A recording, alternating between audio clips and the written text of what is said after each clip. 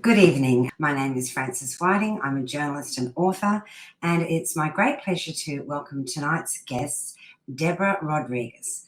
Many of you will know and love Deborah's books, best-selling books like The Little Coffee Shop in Kabul, memoirs like The House on Carnival Street, and now her new book, The Moroccan Daughter.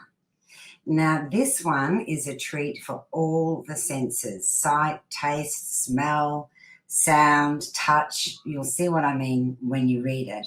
And in it, we also welcome back some old favourite characters from Deborah's last book, The Island on the Edge of the World, Bee and Charlie. And we also welcome today Deborah. Welcome, Deborah. Thank you so much for being a part of the series. This is so exciting. I'm so happy to be here. Thank you.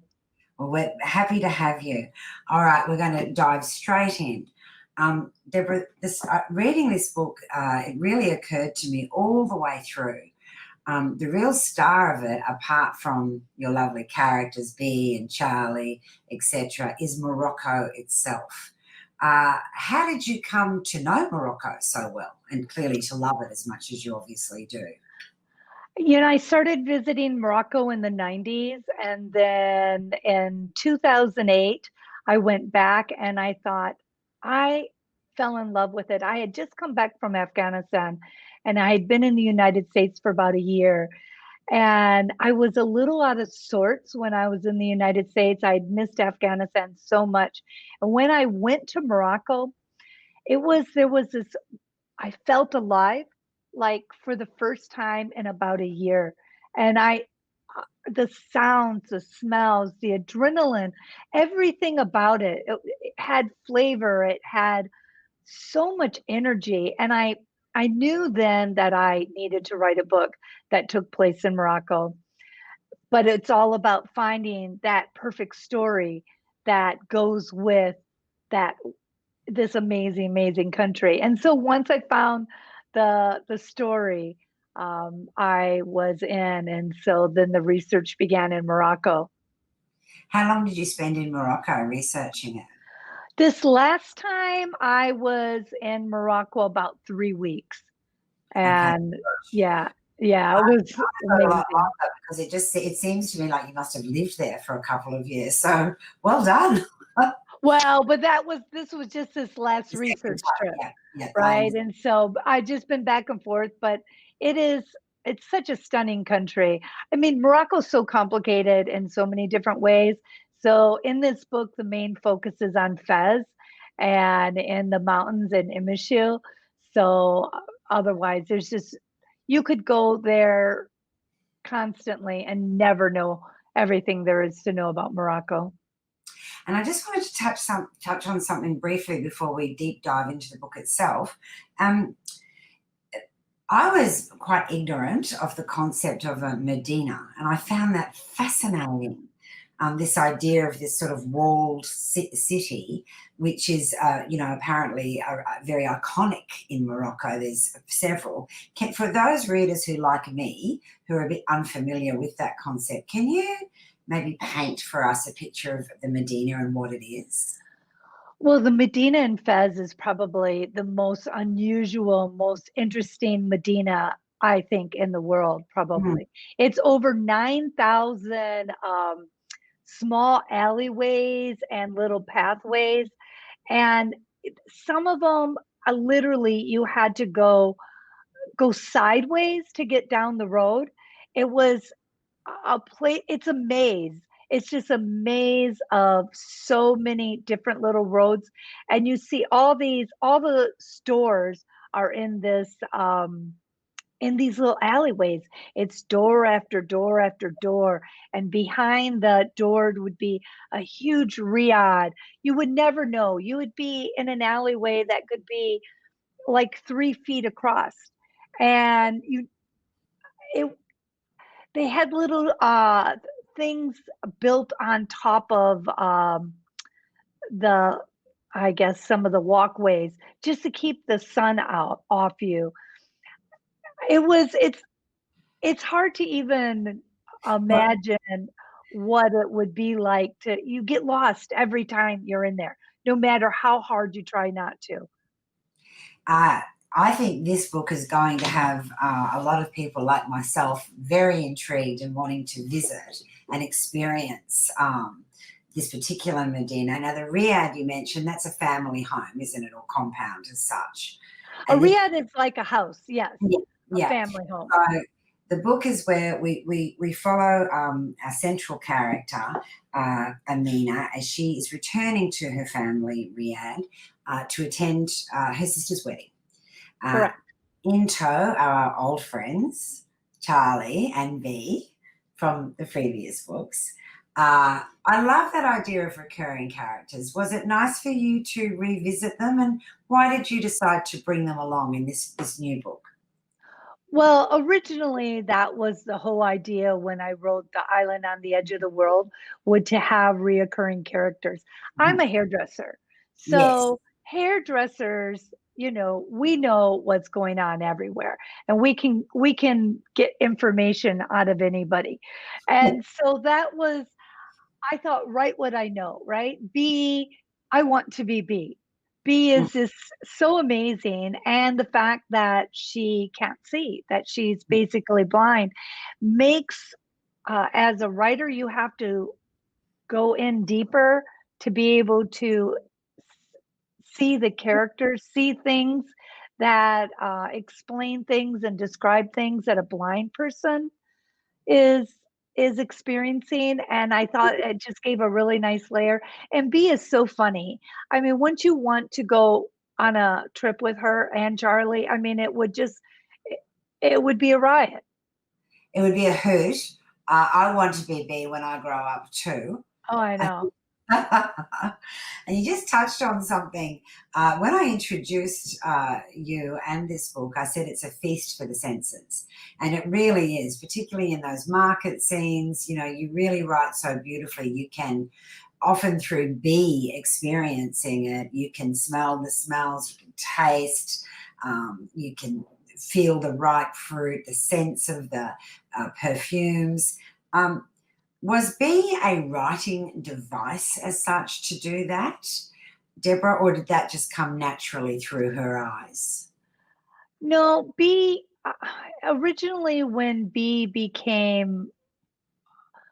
there was a character of B, I love having older people in Mm, my books. I find that older people or younger, but older especially, can say things and do things that other people can't get away mm, with. mhm, So I love that.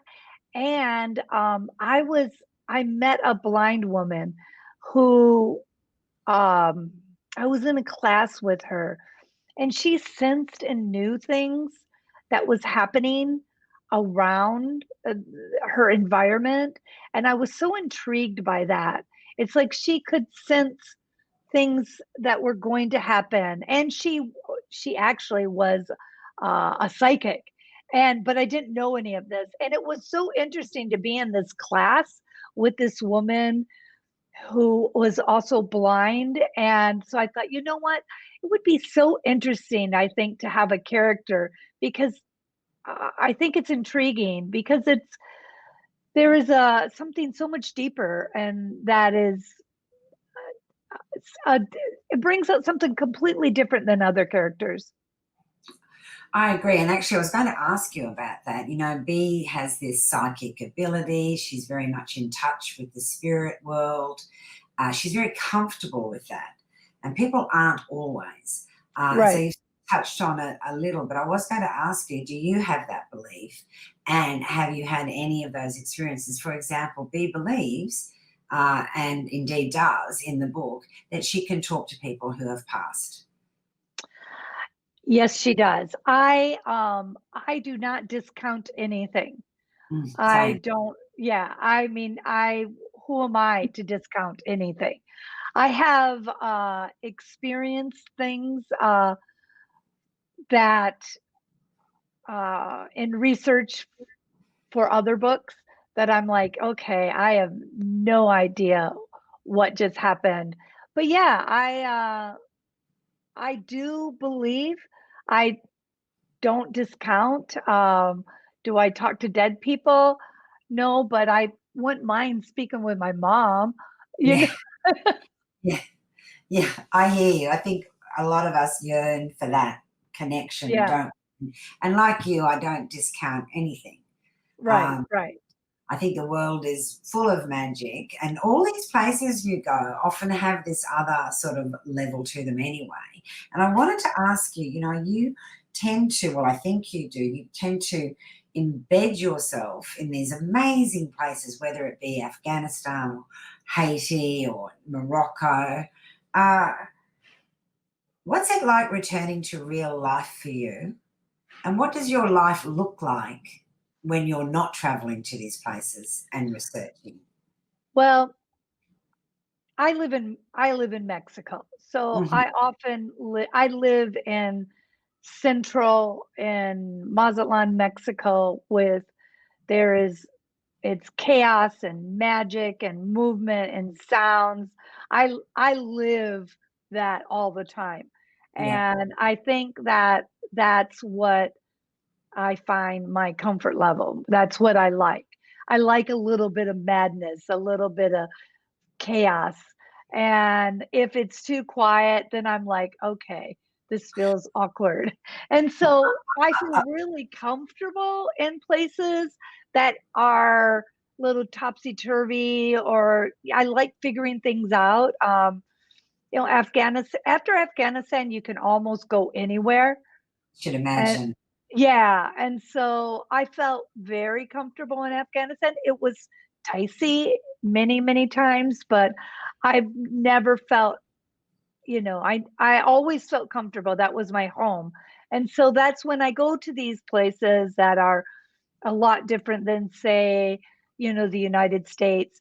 I land there and I'm home. And I think that's why I can embed so easy, because it's just part of my nature. Mm, mm. I can't, after reading your books, I can't see you living in like a cookie cutter suburb. No. Um, no.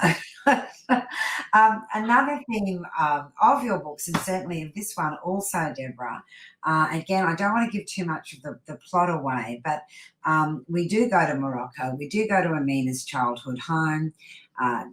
Charlie is with her and Bea.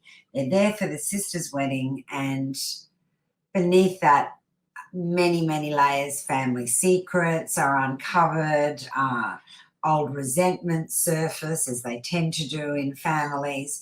But there's some central themes. And one of the themes that I really enjoyed in this book, and indeed your others, is this very intimate relationship that women have with each other. You see it, of course, in your hairdressing salon. We see it with the girls traveling together, supporting each other.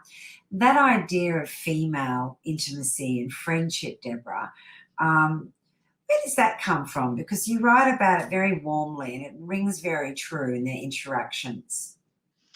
I think that um, I'm an only child. Uh-huh. So for me, so I didn't have the siblings that a lot of people have in their, Yes. in my family unit. So I was raised in the beauty shop. Mhm. So it was my mom and it was all the women around me. So I think as a real young child, I was in that environment and I seek that. Like I seek that with my friendships, and even this last research trip was two of my girlfriends, and it was, oh my goodness. Talk about insanity. But it was, but that's, I love it. And it was, okay, so today you play B. No, so it was really, and I think that's, I think female friends, there's something at the core of it where, women are so strong and we often really need each other, right? And there's nothing better than girlfriends.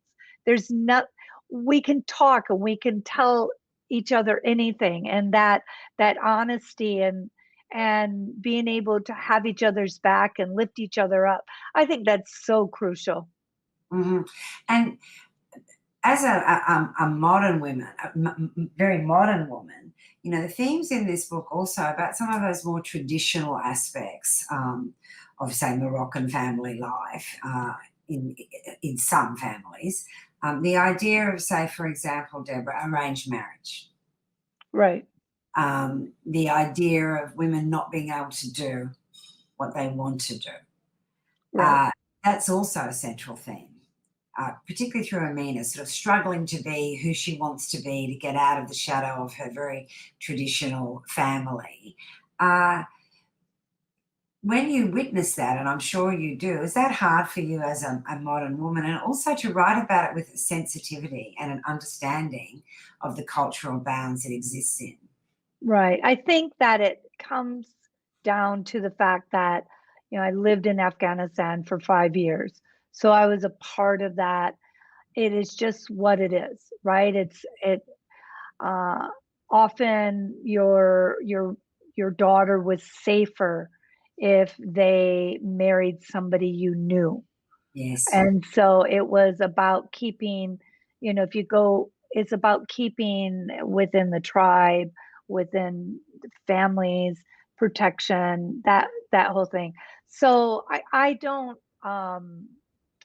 pass judgment on any of that because it there's a reason they do it. There's that teetering between wanting to be modern and love who you want to love, and then your parents, this is what we've done it all. This, Morocco, is part of Africa, and it's so close to Europe that sometimes there's these great contradictions because of that. And um no, it doesn't. It's not hard for me to see because I think that I've been around it so much that I Yes. understand it, and Yeah.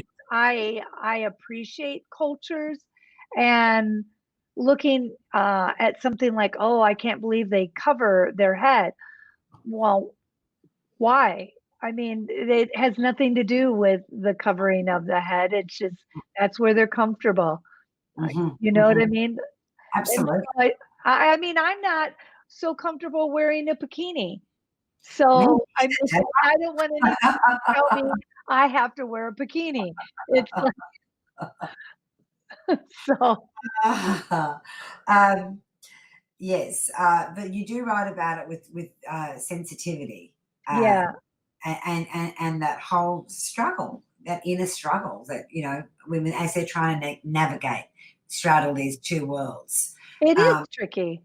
Very tricky. Um, Now, the other character, speaking of teetering between two worlds, that I really like in this book is Samira. So Yeah, she's a long-term family housekeeper, which many families, not just in Moroccan society, but many families do retain these sort of long-term, I guess, servants or people in servitude to the family, but they too are straddling a world because they're part of the family, but they're not. exactly. I mean, I found I wanted to have a character like Samira because Samira knows where all the bodies are buried. I mean, and I think that's the case with anybody who works in anybody else's house.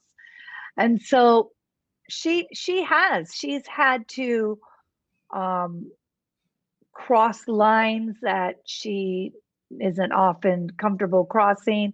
And I mean, you're right. She's a part of a family, but yet sometimes seen as the the servant or seen as a family member. Yeah, I can't imagine being in that situation. That would be very difficult, I think. Absolutely. But she was probably, I really liked Samira, and of course I just love B, but I think everyone will love B. You can't Right. help it. So I want to talk a little bit about process now, because I know a lot of the people who tune into this series are people who like to write themselves or are indeed writing. So I always like to ask authors a little bit about their process. So Deborah, can you just tell us a little about where you write, when you write, and how you write? Okay, so it's really funny because it kind of depends on what I'm writing. Am I just trying to figure things out, and I'm trying to sort through the plot or trying to figure out a character. But I am I love the sound. I live in Mexico, as I said before. I live literally, the street is right out my door. And often to get inspiration for writing these kind of novels is I literally will open my door and I literally let the sounds of the street kind of come to me. And you can hear the roosters crowing, or you can hear the dogs barking, the vendors calling out what they're selling. And so I do that, which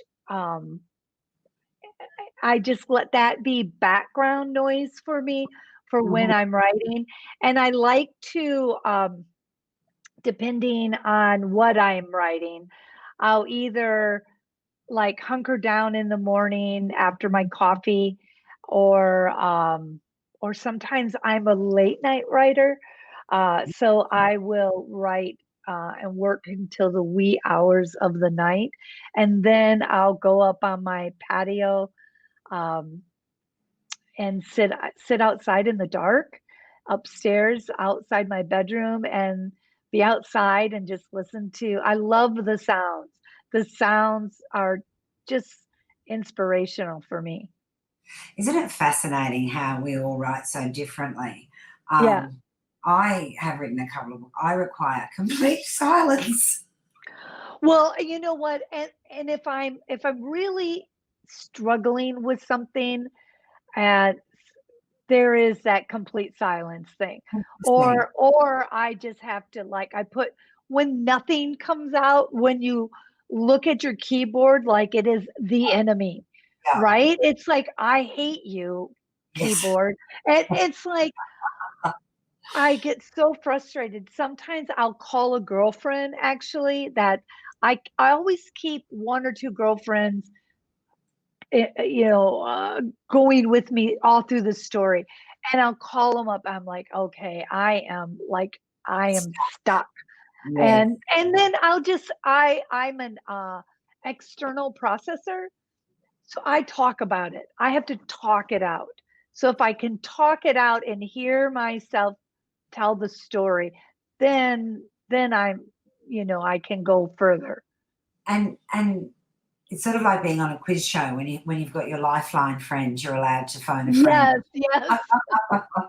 um, so being that travel is such a part of who you are, uh, both as a writer and just as a person, how has COVID affected you as a writer in terms of, I guess you can't just pack up now and go wherever. It's not quite the same.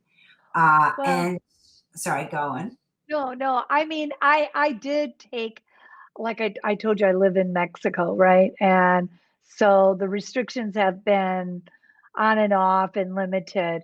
And so I did take one small trip Mhm. uh, to Pátzcuaro, Mexico. I turned 60, and at the end of October. And I wanted to go to the celebration up in the mountains where I knew that COVID was really, really limited. And it was for the Day of the Dead celebration. Of course, And right. so I was in the cemetery, so everybody was dead anyway. So I was Well, good. I sense another book coming on, Deborah Well, Rodriguez. And so I did feel that angst to do something, and it was my safest way to do something, and I loved it, and I'm really itching to travel again because I've got like a new book in the back of my head that I need to get to the location to see if it'll work. I'm chomping at the bit. And I'm sure your readers are chomping at the bit as well to read where your next book takes you. Look, I loved this one. Everyone, if you're looking for a beautiful, escapist, armchair travel of a book, and gosh knows this is the time for it, a story about family, love, complicated relationships that we all have. This is just a lovely read. Thank you so much, Deborah, for being my guest today. This It's was wonderful. Thank you so much. absolute delight talking to you. We hope to see you in Australia one day in person. Oh, definitely, definitely. All right. And good evening, everybody. Thanks for joining us.